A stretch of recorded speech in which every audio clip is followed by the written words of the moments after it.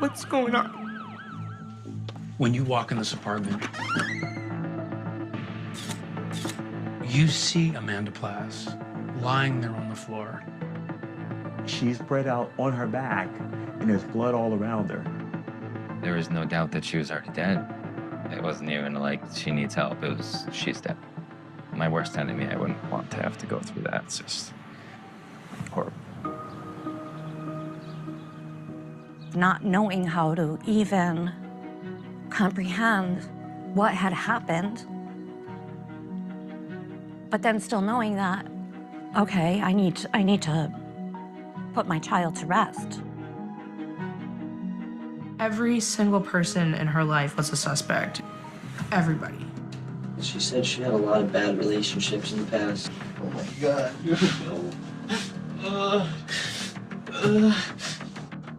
You know what? Mom ain't playing around no more.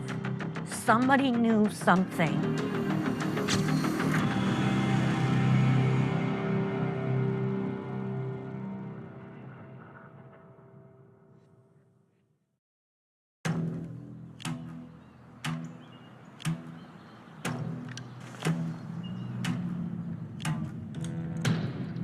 Our story begins here in Chicopee, Massachusetts. A small city nestled alongside the Connecticut River. Chicopee is a suburb of Springfield, Mass. It's about 90 miles outside of Boston. Here on bustling Memorial Drive is this busy Friendly's restaurant. It's a place for ice cream celebrations and familiar faces. One of those familiar faces, 20-year-old Amanda Plass. More than a waitress, really. Those who knew her said she was the heart of this place. Amanda really connected with the customers there.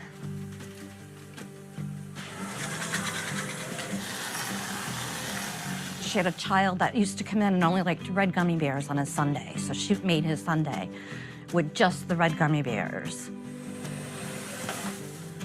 That's just how Amanda was. Everybody loved her. We would come here and we would ask for her because she just brightened our day. She was just a sweetheart.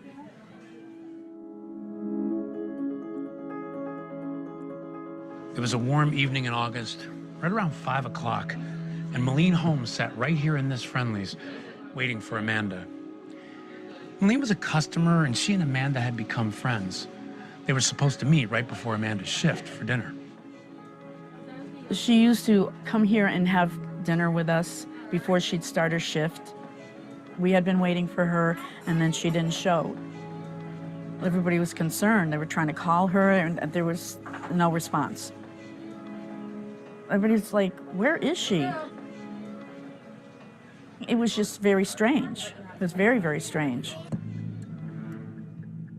Even more strange was when minutes turned to hours, and the ever-reliable Amanda Plass never arrived for her shift at Friendly's. Not long after Amanda fails to show up for work, a frantic 911 call comes into the Chicopee Police Department. The caller is a 22-year-old named Seth Green.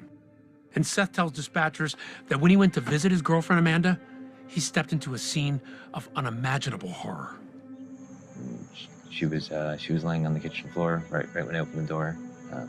Just in a pool of blood, stabbed to death. Called 911. I was still holding her when I called 911. I mean, there was no doubt that she was already dead. It wasn't even like she needs help. It was she's dead. I mean, she was slit, throat was slit, you know, multiple stab wounds to the chest, right in the heart. I was the on-call state police detective for that particular day. I got a call to say that there was a homicide occurred in Chicopee.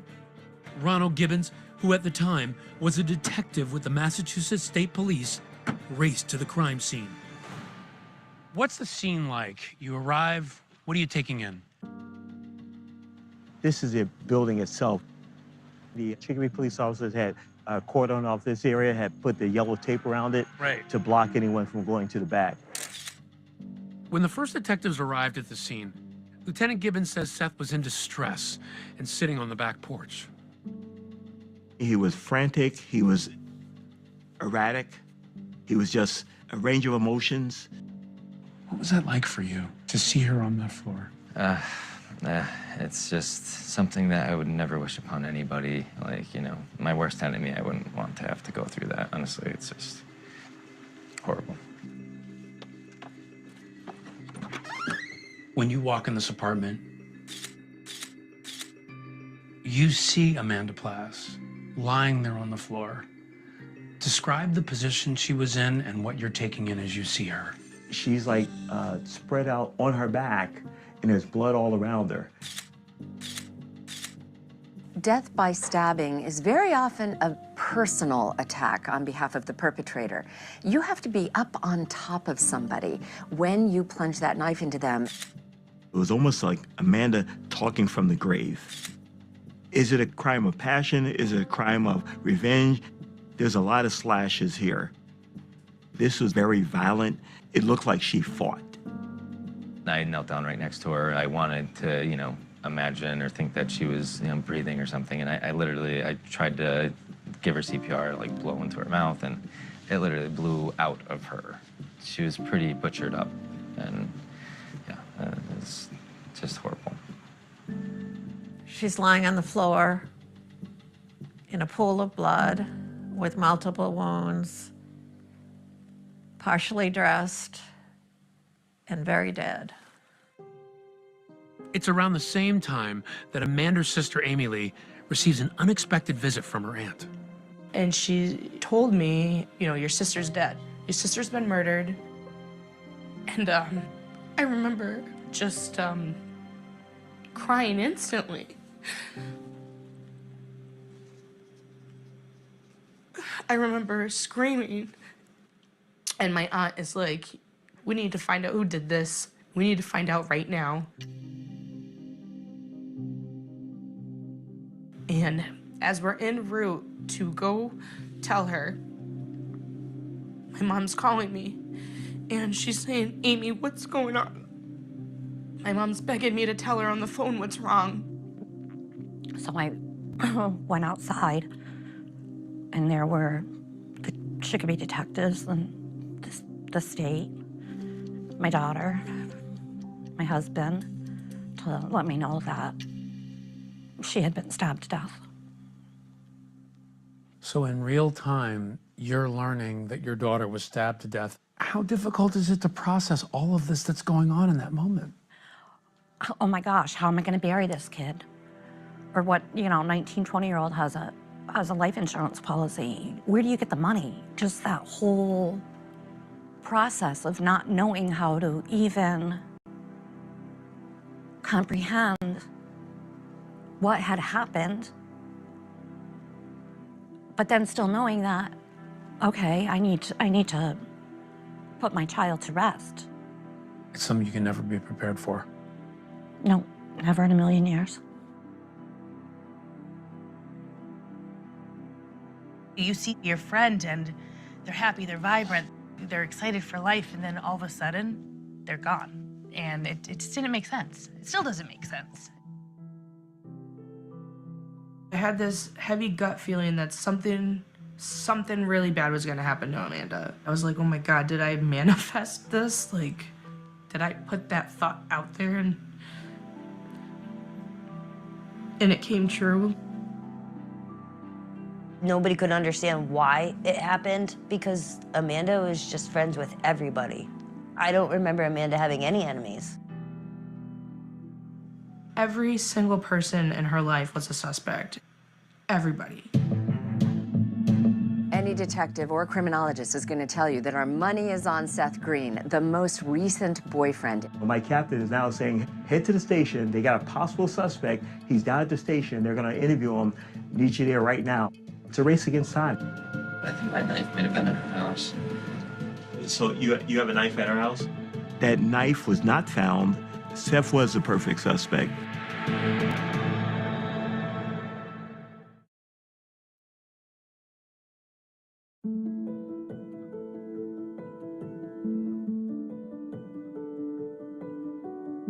To truly understand Amanda Plass, all you needed to do was look into her eyes. You can see her soul, the love that she had for everybody and anybody. Her eyes changed colors. When she was really happy, her eyes would literally turn green. What stands out to you when you think about her? Her spirit, yeah, her energy. Amanda grew up in Chicopee, once a bustling mill town, now a quiet working-class community known for the rambling Chicopee River. Chicopee's a small place. Everybody knows everybody. The neighborhood itself is a very close-knit neighborhood. The houses are pretty adjacent to each other. Very urban residential neighborhood. How often does it happen that you have a random murder? A lot of times you have a gang murder, and this was different because this is truly a victim in her own apartment, a young girl, 20 years old, brutally murdered. Amanda was the middle child, raised by her mom, Michelle. She attended a local high school, but left before graduating and instead earned her GED. She was a hippie child. I often find her barefooted outside, painting or taking pictures of the neighbor's dog, playing her guitar. Growing up, we were like best friends. My mom used to dress us up like we were twins. My mom was a single mother for most of our childhood, and we moved around a lot. I've always raised my children to be, independent, and you get what you earn. I used to call Amanda the bigger sister. She had a job, an apartment. Her work ethic was nonstop. Amanda was always dancing around and painting and splashing colors everywhere. Anything that had to do with being artsy, she would make feather earrings. When you see a sunflower, you think of Amanda. It became her trademark. When she found the music festival scene, that really is where she started to blossom. She's in her early 20s, and she just found herself right before she passed. A butterfly coming out of a cocoon. Just the brightness. That was her. On that tragic Friday in Chicopee, Amanda's boyfriend, Seth, whom she had only been dating for about a week, tells police he stopped by Amanda's apartment and immediately noticed a broken window. I pounded on the door for a minute. And then did you try going to her apartment door? Yeah, turned the handle on the knots. I went to her door and let myself in, and she was laid on the floor in a pool of blood. She got up immediately and called. You have the right to remain silent. Do you understand that? Seth had only been dating Amanda for the week. But he said he had moved his things in, and it was a serious relationship. We've been hanging out every single day for a week now. Rounds. And the relationship was moving fast, right? Yeah, I was moving fast. She had that go-getter attitude and just a fun, caring person. What were you doing for a living at the time? I'm a carpenter, but roofing is where the money's at. So roofing was my main go-to usually for the construction field. Seth tells police he spent the night at Amanda's, left for work around 9 a.m., and returned to find her dead. He also tells investigators he was working on a roof that day and left the job site multiple times to purchase supplies. What time did you leave to get the materials? I had left like 3 times. It was later in the day. 3 to 4. Like 3 to 4. Seth says he and Amanda had kind of fallen into a routine. Every day after he finished working, Seth would drive Amanda to her job at Friendly's. However, the day she was murdered, Seth tells detectives that routine was broken because he had to work late. He was there every day that week to take her to work, but this is the one day that he had to work late. That kind of was suspicious to us. How important was Seth's timeline? His timeline is very important. He leaves the job site several times, and he's on his own. So where exactly did he go, or what exactly did he do? I texted her, I said, "Where are you?" She didn't answer. My first thought was like, oh, she stayed home. Maybe she couldn't find a ride. So you weren't like concerned or anything at that point? No, not at all. I drove her straight to her house, expecting to see her there waiting for me, you know. Oh my God,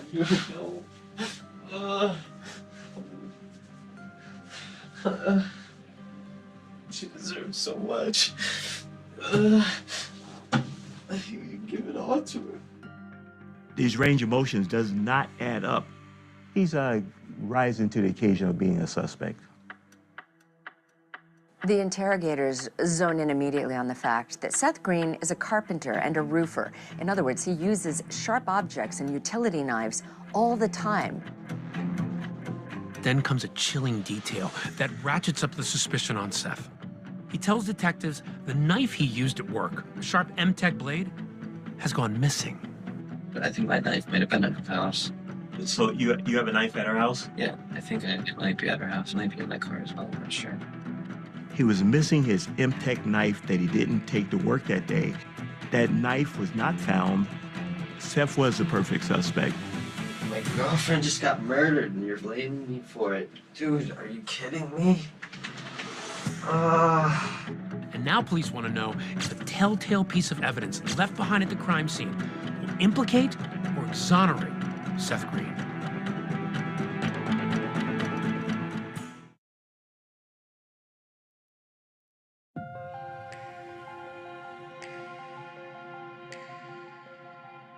Michelle Penna will never forget the final text message she received from her daughter Amanda. She sent me a text and said, "Mom, can you give me a ride to work?" And I said, "I can't."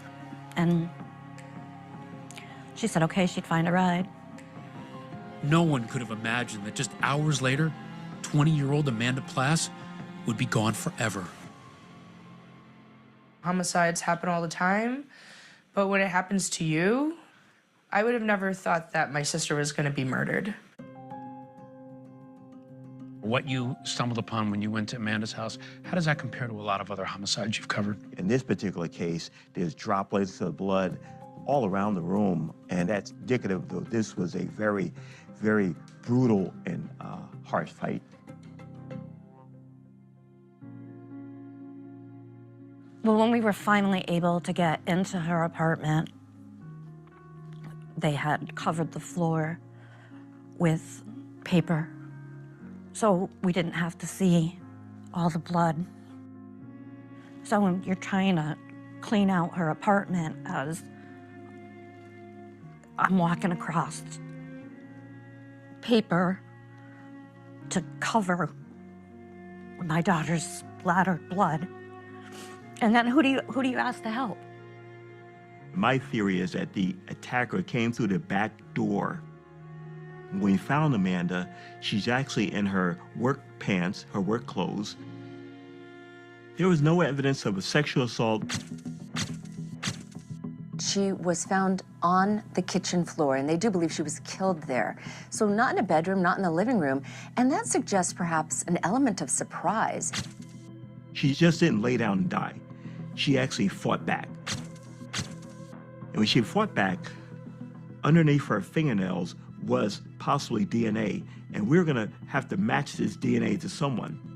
The first person investigators test, Amanda's boyfriend, Seth Green. I'm gonna do a couple tests. We're just gonna swipe the inside of your cheek, okay? The interesting thing, we stepped out of the room, but we still observed him. And he'd cry a little bit and then just wonder why he was there. I can't believe that. So happy with her. What happened, baby? He had only been dating her for a week, and he was so caught up at this is the best thing that ever happened to his life. But detectives also receive information that points to someone other than Seth. Amanda had recently told her family that someone had been sneaking into her apartment. She said, my apartment got broken into again. And I said, well, what did they take? You need to call the police. And she says, no, Mom, all they took was a glass bowl, like a marijuana bowl. I said, well, you still need to call the police. And she said, no, what am I gonna do? Tell them my pot got stolen? Amanda's friends say she suspected an unidentified male was watching her. She saw him peeking in her back window of her apartment. The window is actually broken, and we surmise that the person possibly had tried to make it look like a break-in. So on that same window, you end up with a palm print. If we can identify the palm print, we can also identify the person that would have been there that particular day. But among the most important piece of evidence found at the crime scene, a bloody sneaker print. That footprint showed a sneaker print in blood. You can actually see the Nike impression in that footprint. We had it measured, we had it analyzed. That was very important because of a smaller shoe, maybe a female, maybe a male. We were looking for a Nike size 7.5 Air Max shoe.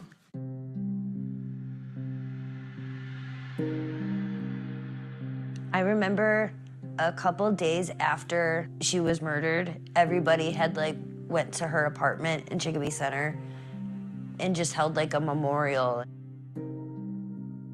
The whole front of her building was just a sea of sunflowers.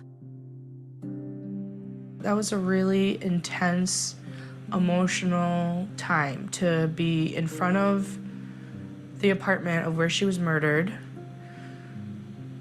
and just comforting each other, just shocked, not understanding how or why.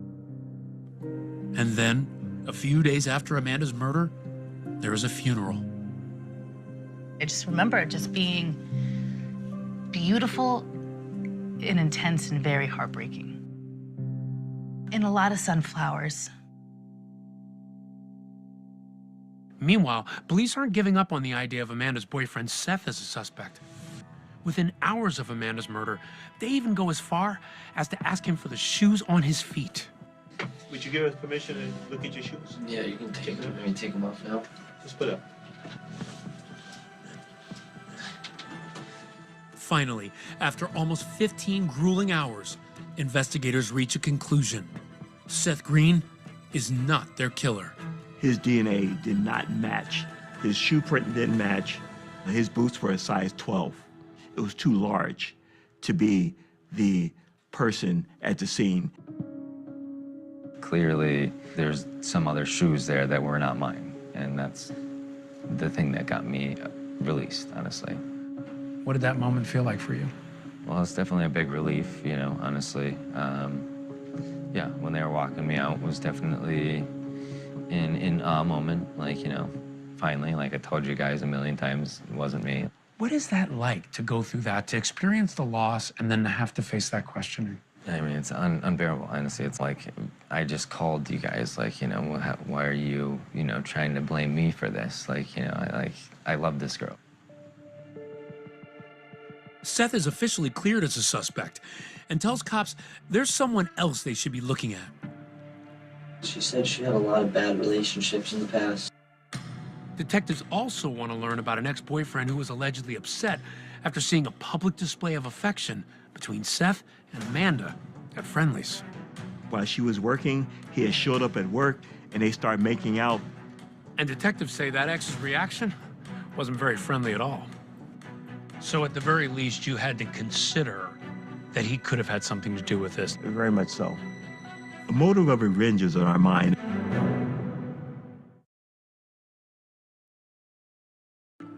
They discovered that before Seth, Amanda had been seeing a man named Jesse.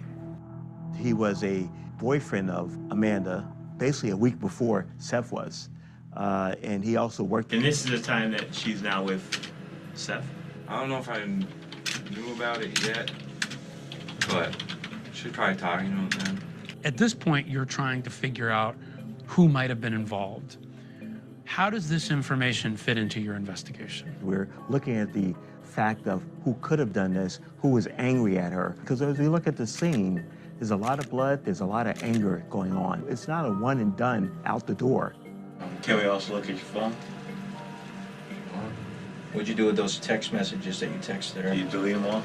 My texts are deleted. Because you felt they were uncomfortable, or? First of all, I didn't want to look at any conversation of me and her.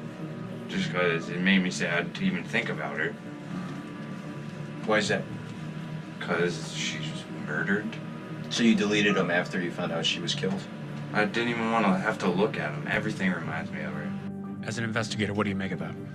He's trying to hide something. So now there's obviously texts that he doesn't want investigators to see. Did he delete them because she's dead, or is he part of something that happened to her? Deleting text messages certainly seems out of the ordinary. Yes, it does. Now investigators want to know if Jesse was doing anything out of the ordinary the day of Amanda's murder. Did you stay home all day? Most of the day. The only time I really left was to go to Friendly's. What'd you go there for? For my check. Did you cash it? No. Oh, actually, yeah, I did cash it at General's. How did you get there? I got a ride. From who? Kyle. He says he goes to General's. We check a tape to verify his story. We learned that Kyle did not drive him there. So Jesse had lied. Jesse, we interviewed you twice already. And were you telling us the truth? Everything except for about me taking my car to General. Why weren't you telling the truth about that? Because I told you guys that I didn't drive my car, and then when we got into the story, I remembered I took my car to General. I just didn't want to go back on my word. I was scared. I don't know. Believe me, I regretted it the second I did it. You were scared? Yeah. What were you scared about? Just nervous. I've never been interrogated before or anything like that. Never had to deal with anything like this. Basically, his story is he didn't want to tell his parents he wasn't supposed to be driving. So he's more afraid of his parents than he was of the police. Jesse has lied about who he is with. From Friendly's, quite possibly, if he's in a car by himself, he could have went by Amanda's and then went to General's. With questions lingering over Jesse's account, investigators decide to compare his shoes to the bloody shoe prints left at the crime scene. No, what are those, Vans? Yeah. I have like 2 pairs of these. Yeah, that's it. You want to look at the bottom? Yeah, the other side. Ultimately, Jesse's shoes are not a match, and his alibi checks out. We talked to people at General's. He's not bloody. He's cashing his check. Those close to Jesse never thought for a second that he was capable of such a heinous crime. Tell me about Jesse. Jesse's a great kid. When his name was brought up, that was a absolutely not moment. I've never seen Jesse angry. Sweetest kid. And I know that was really intense for Jesse. Yeah. I know that was, to be put in that spotlight and to have the whispers, I think that was really hard for him. With Jesse now fully cleared by authorities, investigators follow another lead. A mysterious vehicle that a witness says she saw speeding away from Amanda's apartment right around the time of the murder. So to us, it's like, wow, that's big. We're on the lookout for a white sedan. And a 911 call comes in that might just turn the entire case on its head. Police Court of Line Dispatch, Daily speaking. I'd like to call to turn myself in. Let's know what you're turning yourself in for. A murder.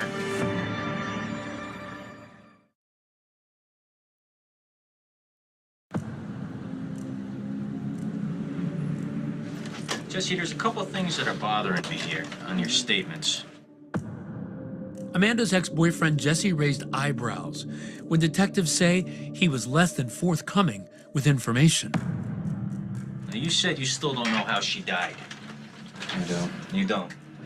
I find that very hard to believe that you have no idea how she died when everybody's talking about it. It's been on the news. But after determining Jesse had a solid alibi, he was cleared, and investigators with the Chicopee Police and the state police quickly move on. Still unclear who exactly they're searching for. One of the best clues that investigators find is a shoe print, a sneaker that is a size 7.5 men's shoe, which is very small for men. It's the smallest size you can get in men's shoes. Or it could be a woman's size 9. Investigators get a new lead from a neighbor of Amanda, a witness who told police she saw a suspicious car the day of the murder outside Amanda's apartment. And so afterwards, as you're learning more about the scene, you learn about this white sedan that's here that peels away at one point. Right. Not a common thing to do. Not a common thing to do. And we actually got that information from the neighbor next door. They remember a white car here, and they just remember a female, single female in the car, pulling away at a high rate of speed around the 4:30 hour. And then we identify who that white car was, ended up being a girl from East Hampton named Mercedes Benz. That's right. Her name is Mercedes Benz. Another friend of Amanda's who works at Friendly's. Mercedes was a really nice girl. She was a waitress here also, and she was friends with Amanda, and we used to talk to her all the time also. Now it was police who wanted to talk to Mercedes Benz. Mercedes tells detectives that Amanda had texted her earlier that day asking for a ride to work. She said it was a little after 5 p.m. when she arrived at Amanda's building. This is right around the time police believed Amanda was murdered. Mercedes said she called and texted Amanda to let her know that she'd arrived, but after waiting 5 or 6 minutes, she said she left. We talked to Mercedes Benz, and she says, well, the reason I had to leave was I had to go to Walmart. Does that add up for you? It doesn't add up, because her purpose of coming here all the way from East Hampton was to give a ride to Amanda to work, to Friendly's, which is basically 5 to 10 minutes down the road. So it doesn't make sense. If you pull up here to get her, why would you just leave without even going upstairs? But what seems like a promising lead fizzles out. That neighbor who saw Mercedes speed away confirms she never got out of her car. And police obtained surveillance footage from Walmart that backs up her timeline. That's her in the white sedan pulling into Walmart. And more footage shows her shopping inside the store. Mercedes was basically cleared once we were able to get the tape from Walmart. Frustrated, investigators push forward, now casting a very wide net. I mean, they were taking DNA from everybody and anybody. We made a point for the medical examiner to make fingernail clippings of her fingernails. On this particular case, it was entered in a database, and there was no convictions for a felony that would have matched it. With no matches to the DNA collected at the crime scene and no viable suspects, the case stalls. What surprised you most about this time? I think how tight-lipped they were, whether it was Ronnie Gibbons or Chicopee detectives. Nobody was talking. Even to me, nobody was talking. They were very tight-lipped about certain things. How did that make you feel? It was very frustrating at first because I wanted answers. And I would call every Sunday night. I would call down to Chicopee Police Department looking for the detectives. What's the update? What's the update? What's the update? Got nothing to tell you, Michelle. Got nothing to tell you, Michelle. But it's just, at what point is, I never gave up, but you just think, is this gonna be a cold case? Will I ever know? That fear of never getting justice for Amanda was fuel for a fire that was now burning inside Michelle. My mom made it very clear that she wasn't just gonna let the case go cold. I didn't give up hope because Michelle never gave up hope. She never gave up. She didn't let anybody else either. Tell me about how, after this time had passed, that you said, I gotta take matters into my own hands. I was driving home from work and I saw a billboard, and underneath it was Lamar and Company. And I said, you know what? Mom ain't playing around no more. I called them and emailed them, and next thing I knew, Amanda's billboard went up. And that's just the beginning, right? You did flyers. Balloon releases. I even had cards made up, business cards with the Texatip number on it. We attached them to the balloons. When we did the balloon releases, one of the balloons ended up 3 hours away, Cape Cod. Wow. It's been 18 months and 5 days since Amanda was murdered, so today I'm hoping with the release of these balloons that somebody will come forward. somebody know something that happened that day? It was a busy Friday afternoon. We're just looking for that one missing piece of the puzzle. She was just in your face. She really was like you would be as a mother. We want to find out what happened to your child. And she was out there. She was going to find out. Michelle's a force. Despite Michelle's efforts to publicize Amanda's case, the investigation continues to languish. Then, a dramatic development. More than a year after the murder, a 911 call comes in that initially stuns police. A man confesses to Amanda's murder. I like to turn myself in. I live in Plymouth. Spell your last name. Do I really have to? I'm turning myself in. Right, but I have to know what you're turning yourself in for. For murder. From where, sir? From Chicopee. From Amanda Place, and I just can't handle it anymore. Cops track down the caller, but just like hundreds of other promising leads, the confession is a dead end. The caller was impersonating another man trying to get him in trouble. Neither had any involvement in the murder. They had read it online, facts about the murder, and once you got through the facts, there was no factual basis to the confession. This was a very frustrating investigation. And then a discovery that blows the investigation wide open. And I still remember the night. It was probably at 10 o'clock at night. I get a call from Ronnie Gibbons. Michelle, you got that whiteboard from the apartment? A clue that had been hiding in plain sight all along. I never heard his name. Had you ever heard Amanda mention something, Nope. Dennis? Never, not once. Can you spot the clue on this whiteboard?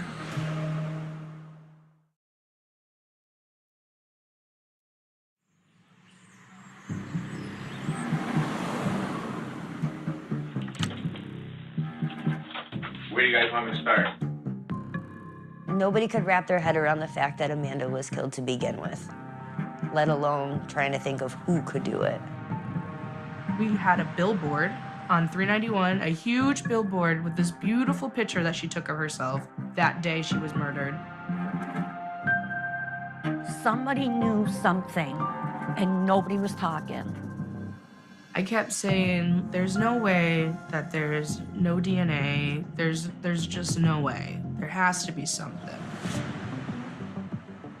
There was a whiteboard way in the back. On the whiteboard, there was wording in it.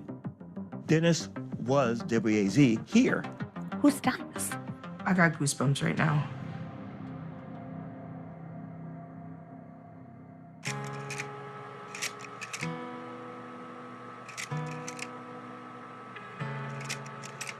I was on the way to the hospital. They had told me 12 hours before I had her that I was having a boy. And Amanda by Boston was on the radio. As her godmother and I drove to the hospital. And when she was born, the nurse looked at me and said, "It's not a boy." So I named her Amanda after the song by Boston. I'm gonna take you by surprise and make you realize, Amanda,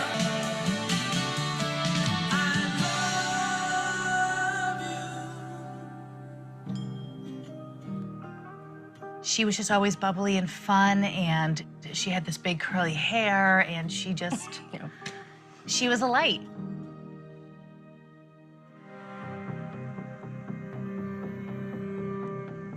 But on that tragic Friday in August, Amanda's bright light was extinguished when she was found brutally murdered in her apartment.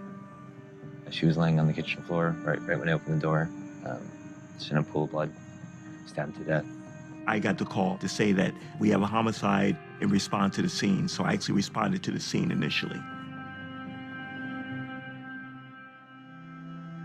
People in the neighborhood were worried. Is someone gonna come to my door and kill me? You don't even think it's real at first, you know? You're numb to it.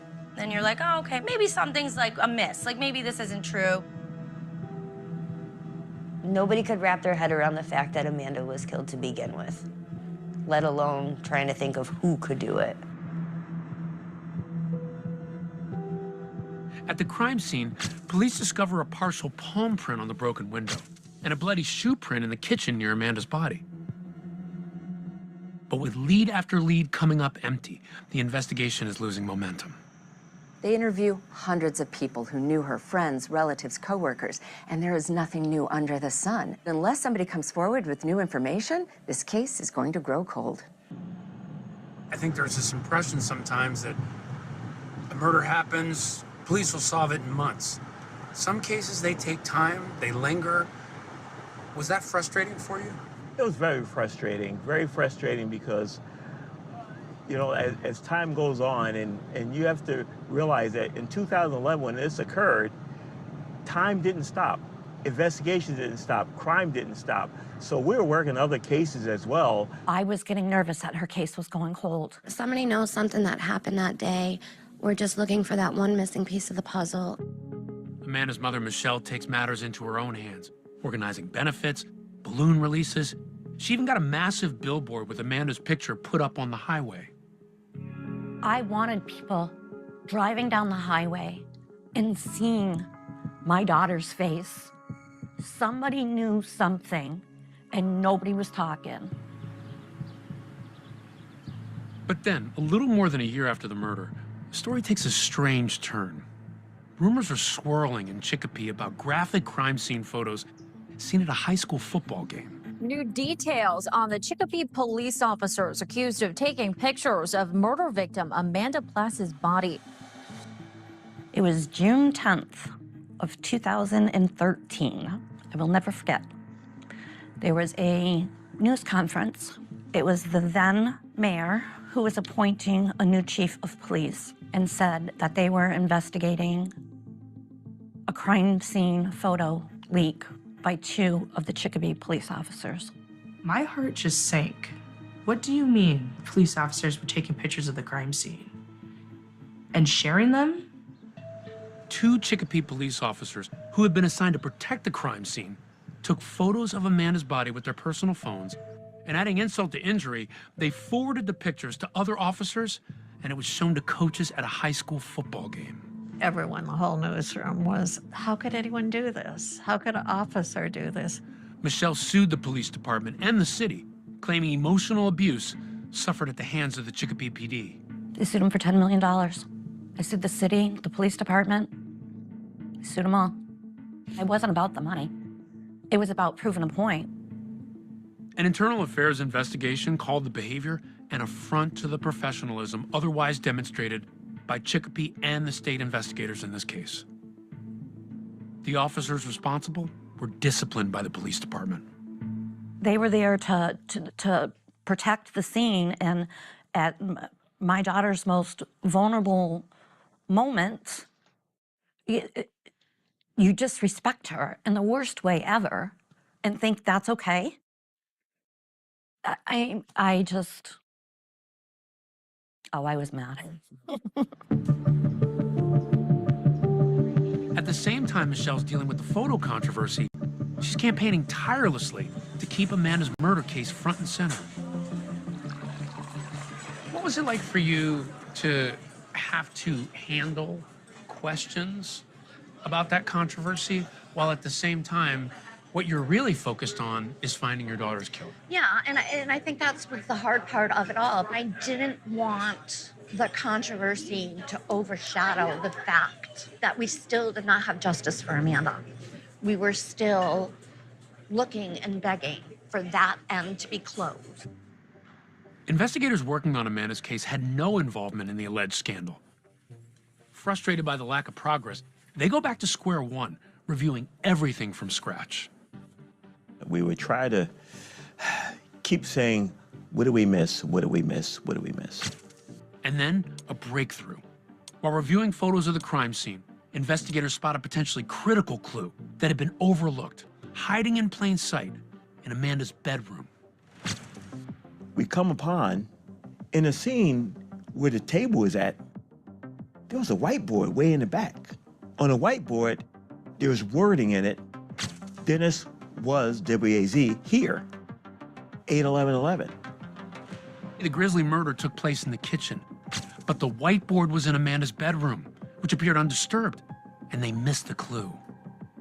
I get a call from Ronnie Gibbons, And it was like 9:45 at night. Michelle, you got that whiteboard from the apartment?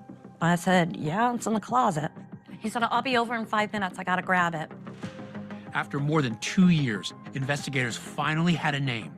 But the answer to the question, who is Dennis, only brings more mystery. This Dennis was here on this whiteboard. This is a huge clue for your case. This is a big clue. Why? Because Dennis' name had never come up in the investigation. Now we're scrolling through Amanda's Facebook going, who's Dennis? She didn't know. Amy Leigh didn't know. Her friends were calling me going, Dennis. Nobody knew who Dennis was.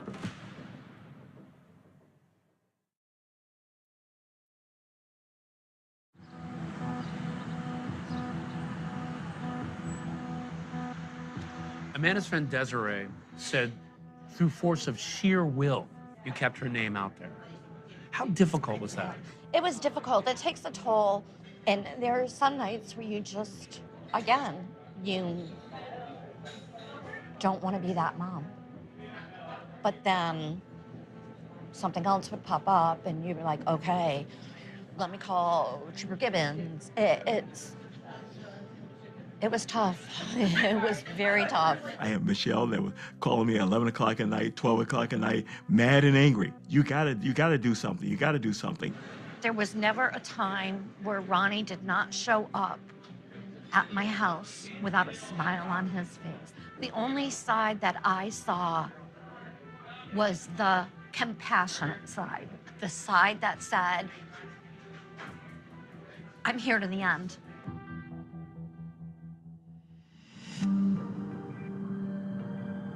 It was a Wednesday night in October, more than 2 years after the murder, when Detective Gibbons was the one making a late-night phone call to Michelle. It was October 30th, 2013, 9:45 at night. I get a call from Ronnie Gibbons. Hey, you still got that whiteboard from Amanda's apartment? I said, yeah, it's in the closet. He said, I'll be over in 5 minutes. I gotta grab it. The discovery of a name hiding in plain sight on a whiteboard in Amanda's apartment kickstarts an investigation that, frankly, had been on life support. Now the question everyone is asking, who's Dennis? No one knew Dennis. Had you ever heard Amanda mention someone named Dennis? Never, not once. I never heard his name. The detectives told me right when they found it, asking me if I knew the name. I'm like, no idea. It is such a long shot, but they zone in on that and they decide they need to find out who Dennis is. One of the things that was missing was her cell phone. We went back to her cell phone records. We came out that there was phone calls for a number. They came back to a Dennis Rosa Roman. I immediately recognized the name because about a year before, I had actually arrested Dennis Rosa Roman. Gibbons had arrested Rosa Roman on a misdemeanor charge of disorderly conduct. Rosa Roman pled guilty and paid a fine. But now Gibbons knew exactly who Dennis Rosa Roman was. The question, was this the same Dennis whose name was on that whiteboard? You have anything further you want to tell us? A possible answer could lie in one of the police interviews with Amanda's ex-boyfriend, Jesse. While Jesse was still dating Amanda, Amanda had told him that she thinks her apartment had been broken into while she was at work. She thought it was some kid that she had met and bought weed off of. So Jesse described him as being shorter. Jesse's probably like 5'10", 6 feet. he's got to live like somewhere within like a 2-second walk from there. I remember I used to see him walking around like that area all the time. Jesse said Amanda told him she had hung out with the person once before, but he had no idea where. Now Detective Gibbons is wondering if the man Jesse had been describing in that interview could have been Dennis Rosa Roman.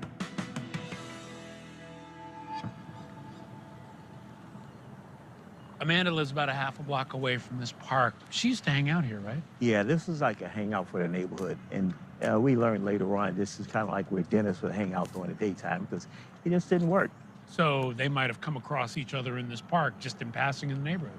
Exactly, exactly.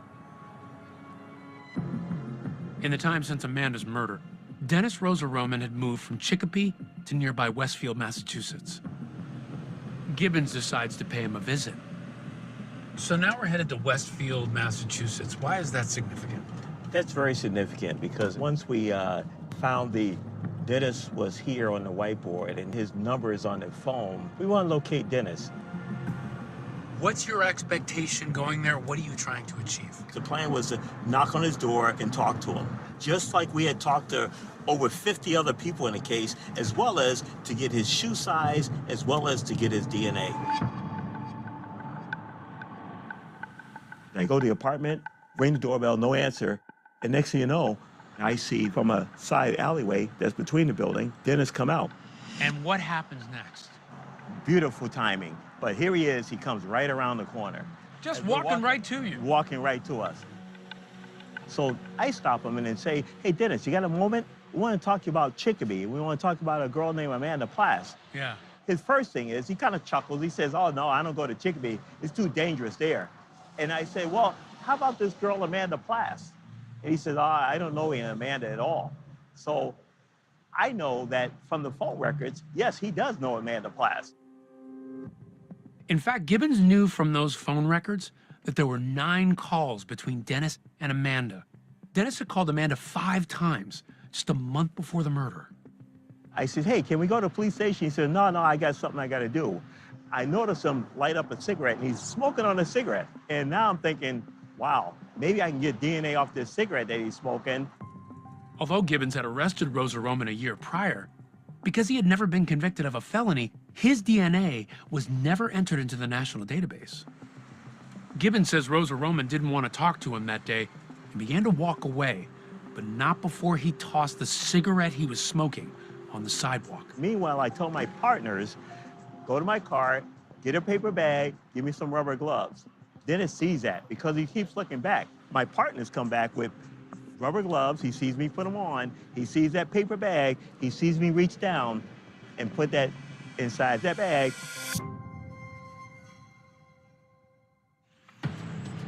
Two days later, Dennis Rosa Roman is sitting in an interview room at the Westfield Police Department. So your first name is Dennis, right? Yes, D-E-N-N-I-S. Engaging in a high-stakes game of cat and mouse with investigators.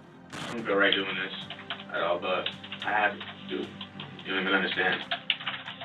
I'm trying to save my life here.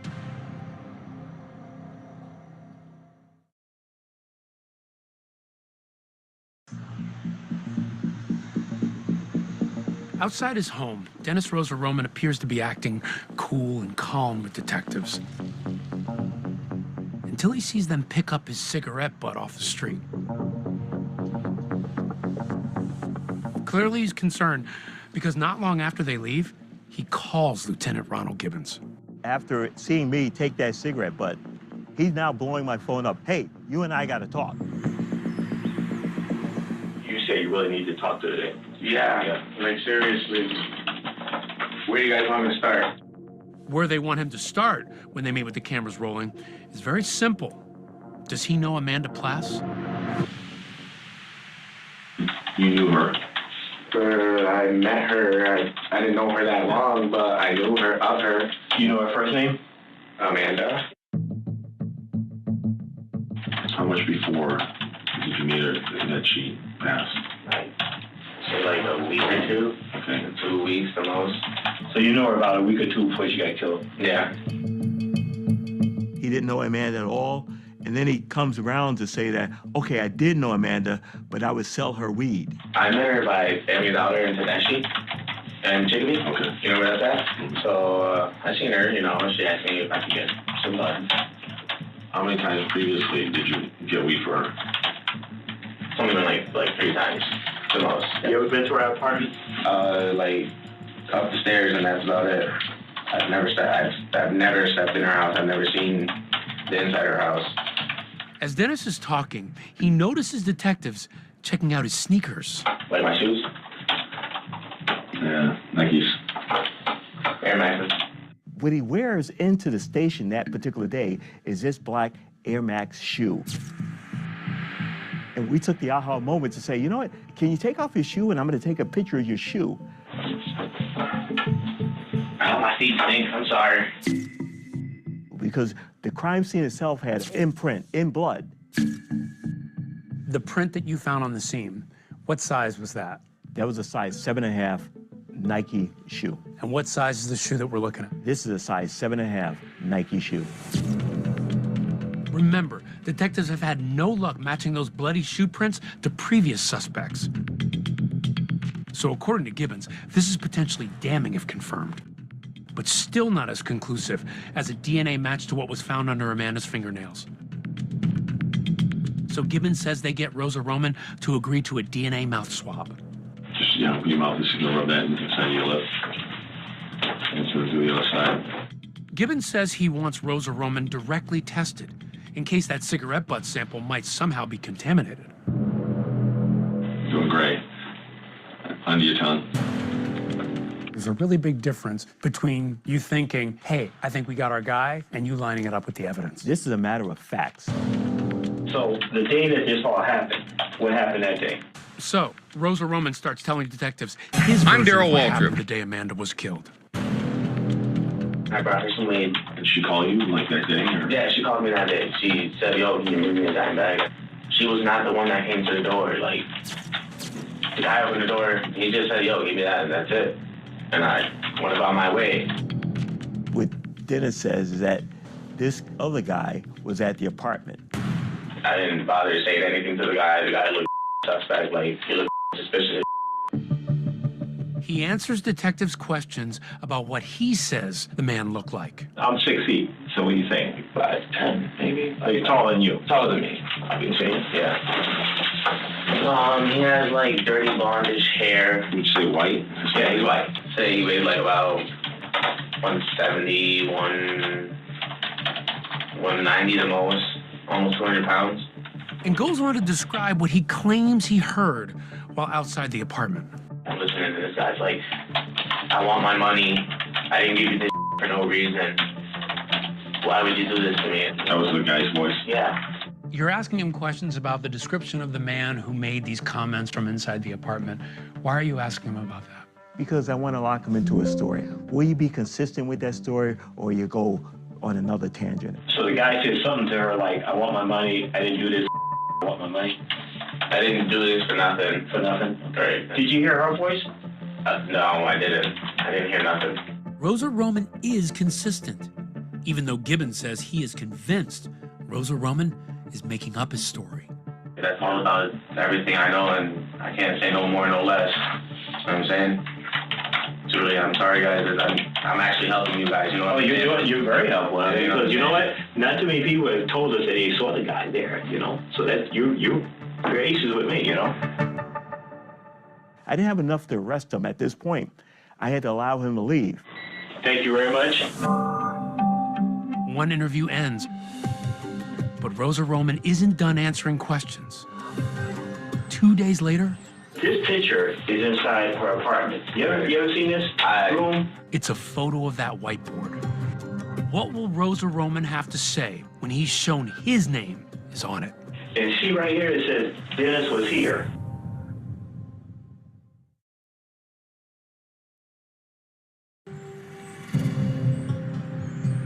Dennis, thank you very much for coming in. I'm good. And you've been very cooperative with us. We appreciate that. Dennis Rosa Roman agrees to another interview. I wish I knew more to help you guys. Repeating the story detectives say they don't believe, that he never entered Amanda Plass's apartment the day of her murder after he claims some man answered her door. I'm here to give her some weed. It's like, well, she's busy right now. And I give it to him, he shuts the door dumb hard in my face, and that's it. It's like, okay, this guy's mad, and I'm about to leave. Like, and I laugh. You know what I'm saying? But Rosa Roman says that was long enough for the man to recognize him. I feel like this guy's just gonna run into me one day and just like try to say something to me or hurt me or something, and that's when I'm gonna peel my ass to the police station. Like, yeah, is that because he saw you that day? Like, this guy knows what I look like. But what Rosa Roman doesn't know is that Gibbons is expecting critical evidence to the case to come back at any moment. The results from his DNA swab. You were asking about this picture, right? Yeah. I want to see. So before that happens, Gibbons confronts Rosa Roman for the first time about that all-important whiteboard where it says Dennis was here. This picture is inside her apartment. You ever seen this room? First time I'm seeing it. We said, first time I'm seeing it. And then, well, how about this? This whiteboard that's in the back room. And see right here, it says, Dennis was here. Oh yeah, I do remember that. I wrote my name on that. You wrote your name on that? Yeah. I remember that. I wrote my name on that. So he's admitting to you that that's his name on the whiteboard. You've told me all this time you've never been in an apartment, and now I got you in there. So you signed Dennis was here. Right.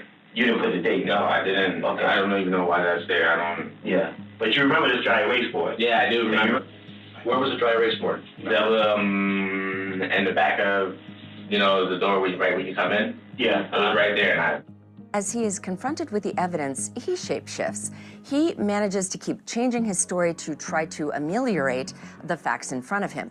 There are certain kind of people who can make up things on the fly and change their narrative based on the clues that are being given to them. You say you've never been inside her place. well, I have been in her house, but I just don't want people to look at me like if I'm a murderer. So now this is the first time that he actually puts himself in the apartment. But you went in the apartment. How many other times have you been inside the apartment? Twice. 2 times, that's it. And what were they for? To bring her weed and smoke the bowl and sign this. So the rooms that you were in were that back room? The kitchen and the back room, that's about it. The back room was where the whiteboard was. So what are you putting together at this point? I'm putting together at this point that he, in fact, had not only been in that back room, he'd also been in the kitchen at some point where the crime occurred. Remember, Amanda had told friends she suspected someone had broken into her apartment, and Dennis says she had asked him about that. You said that Amanda approached you about somebody breaking into her place? Yeah. She asked me, yo, somebody came into my house. Do you guys know? And I was like, well, I really don't know. I don't know what to tell you. Now Gibbons suspects that someone was Rosa Roman. Then, a few minutes later, a huge development. The detectives get called to leave the interrogation room. How much longer is this going to take? 5 minutes. All right. Outside, they get the news the DNA results are in. Rosa Roman is a match for what was found under Amanda's fingernails. They soon drop that bombshell on him directly. The DNA that was found under her fingernails connects you to her. And you know what? It doesn't just get there. Dennis is now thinking in his mind, how do I get out of this? And what he tells them next totally flips the story on its head. He now claims he tried to save Amanda. I know the murderer, and I tried to save her life. What's he trying to do here? He's trying to create a situation of why we have his DNA, why his DNA is possibly on her. He's casting himself almost as the hero in this. Yes, he is. Well, why don't you tell us everything that happened in the apartment? I know the murderer. That's all I know. I can't give you no more. I'm sorry. That's you it. said he tried. I want a lawyer. But I want a lawyer. Okay. Gibbons says asking for a lawyer stops the interrogation room recording immediately. So you don't see the scuffle that he says breaks out when detectives handcuff Rosa Roman and place him under arrest. You don't have to be aggressive with me, dude. You didn't have to be that aggressive. And then they have him booked. He's charged with first-degree murder. This is over 2 years after Amanda was killed. They tell you, we are making an arrest. Yep. What did you think? Finally. Finally. You know, you always wonder why. Why? Dennis, though, is admitting nothing. Were you guys trying to pin me for this murder, too? My DNA may be on her body, my DNA may be at the house, but you guys really don't know what went down. But after he's transported from the Westfield Police Department to Chicopee, he's about to explain. He demanded to speak to myself and Watson again. So he didn't come to the door. You actually went inside. I went inside. I barged in. Was the door open? The door was unlocked. As Rosa Roman tells them the newest version of his story, he now claims when he hears the commotion inside Amanda's apartment, he rushes in and fights the man he says was trying to kill her. What do you see when you get to the kitchen? I see the guy on top of her. When you say he was on top of her, where was she at? She was on the floor. What are you doing? I'm tussling with the guy, trying to get the knife out of his hand, and he's just thrusting it forward towards me, and I'm like trying to back up, and I try to like grab Amanda, and she scratched me. Yeah, she got some skin off of me, but that was because I was trying to save her. That's right. Rosa Roman now claims he tried to save Amanda's life. This is the key to his new story. His explanation for why his DNA is under Amanda's fingernails, even though he says he didn't kill her. And after that, me and him were tussling, and the guy punches me in the jaw, and I run out the door. And that's what his story was, that this guy is now following him around town. He's now being threatened by this guy because this guy doesn't want the truth to come out. What did he tell you? Yo, you snitch on me, I'm gonna kill you. Just like that. Like, I know I killed her, and that's it. It's done. But now, Rosa Roman has to tell that story in court. The trial of the man accused of killing 20-year-old Amanda Plass is getting underway today in Springfield. And he says he can identify who Amanda's killer is.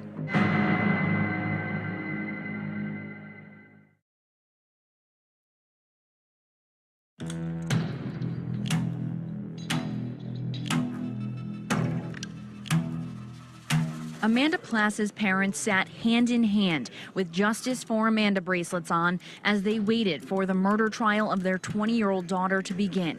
I think I broke down more so in the courtroom, just looking at him. It's kind of hard to describe how it felt to see him for the first time. It's like a fever dream. Like, is this really happening? But my mind was not on him. My mind is on my sister. When I was selected for the jury, it was surreal. It was definitely a bit of a, oh my God, what am I in for? The home that Amanda lived in was 2 houses from where my mother grew up and my grandmother lived. It just became very personal. The evidence in this case will show that on Friday, August 26, 2011, Amanda Plass was brutally murdered in her home.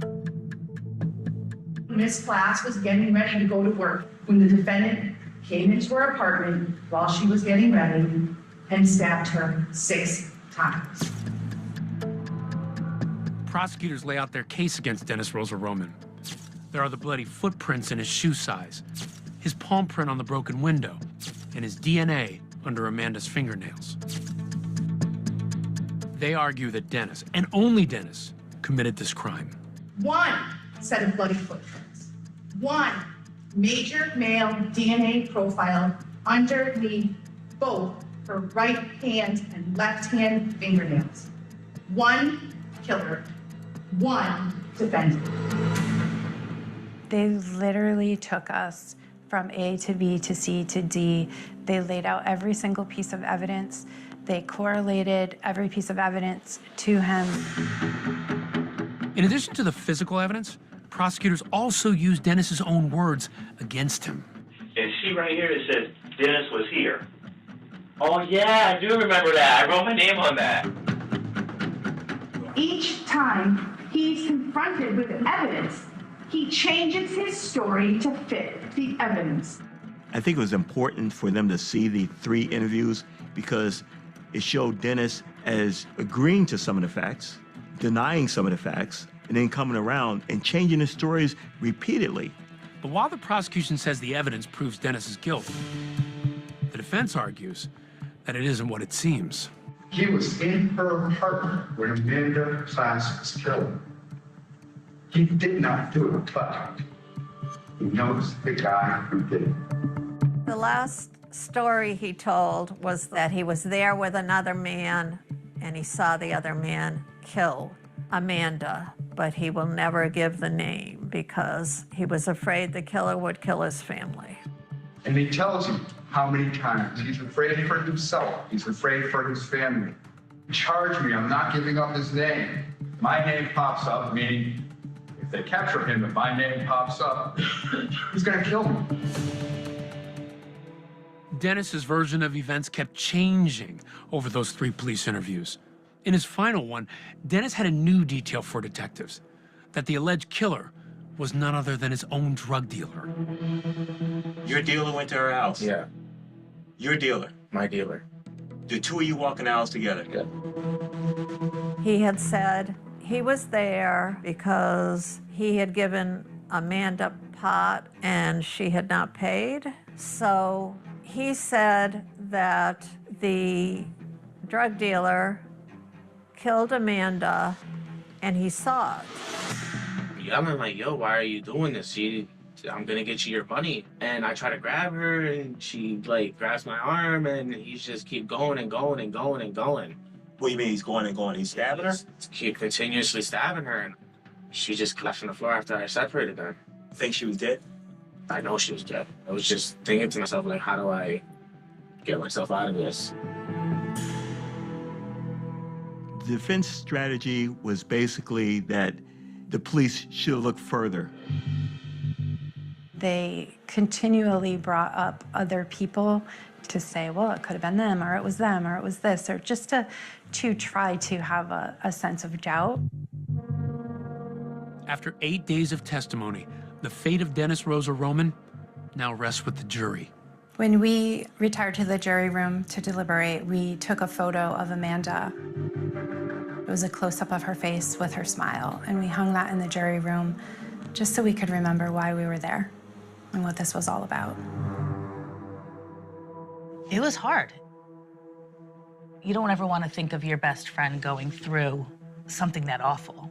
And that was her final moments. Yeah. And then bringing that into the trial, it was just... It's terrible. It's terrible. To this day, it's just... there's no words. After only 5 hours of deliberation, the jury reaches a verdict. We were sitting in the DA's office in the break room, and next thing you know, you hear running down the hall that the jury came back. Breaking news this hour, a guilty verdict today in the Amanda Plass murder trial. The jury today found Dennis Rosa Roman guilty of first-degree murder. We had a couple jurors who weren't quite sure. One of them wanted to review a bunch of evidence again, and his commentary the whole time was, look at him, he's lying, he keeps changing his answers. And we very quickly came to a unanimous decision that Dennis was guilty. When that moment you felt? Relief, definite relief. Now I can put an end to this chapter. Despite a guilty verdict, there's still the unanswered question hanging over this case. And that's, why did Dennis Rosa Roman kill Amanda Plass in the first place?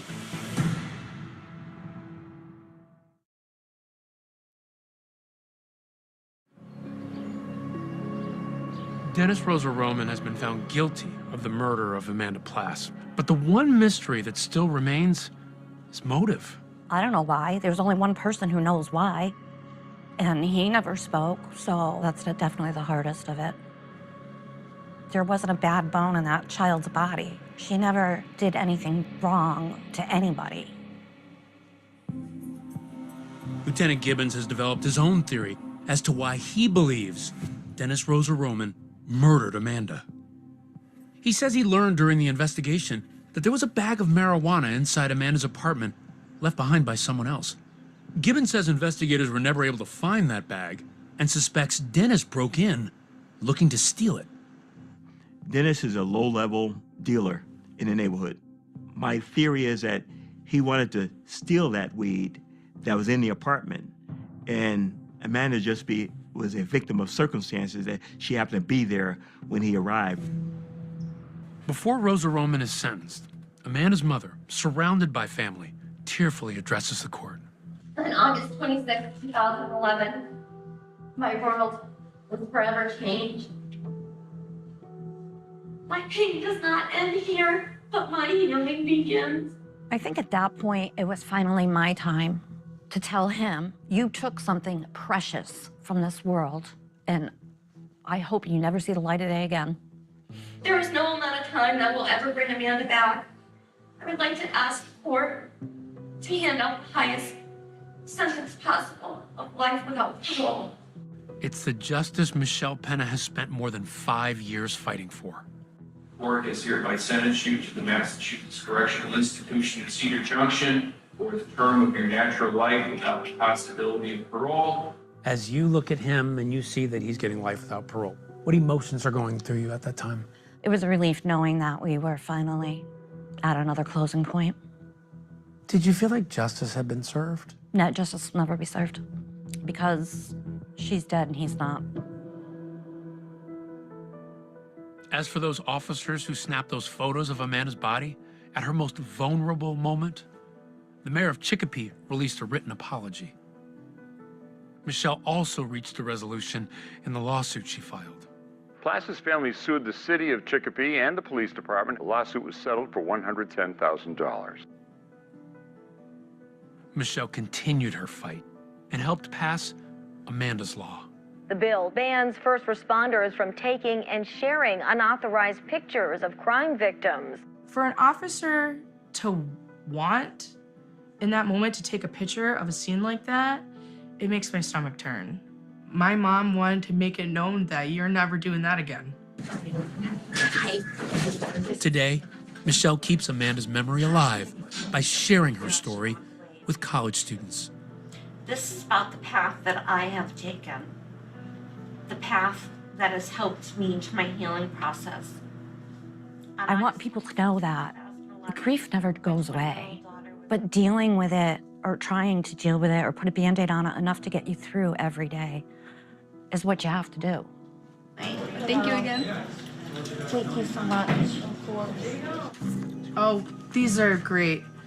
That's her and Brandon. Brandon is my son. See just how the happiness on his face and her big smile. I have always said that Amanda passing kind of saved my life because I knew that I wanted to make her proud. She really helped me become the woman who I am today. She was just a very kind person and wanted to help the world be better, and that's just something I hope everyone can try to do, you know. Do you feel like she's Oh, with yeah. you now? Oh, absolutely. All the time. If you could have one more minute with her, one more second to say something to her, what would you say? What she always said and what she always did. Keep your face to the sun and never look back at your shadows, just like her precious sunflowers.